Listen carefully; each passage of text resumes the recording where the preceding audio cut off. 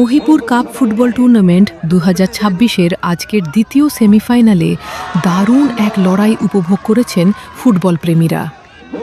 হাড্ডাহাড্ডি এই ম্যাচে ট্রাইব্যুনালের মহিপুর সদর ইউনিয়ন একাদশ 4-3 গোলের ব্যবধানে হারিয়ে দিয়েছে বালিয়াতলী ইউনিয়ন দলকে।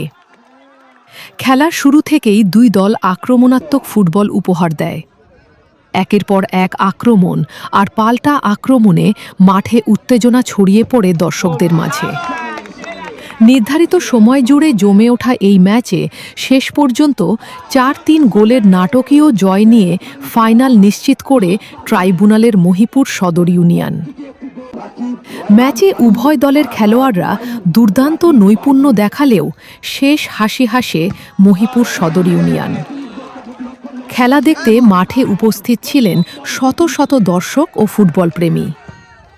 জয়ের আনন্দে সমর্থকদের উচ্ছ্বাসে মুখর হয়ে ওঠে পুরো মাঠ এলাকা।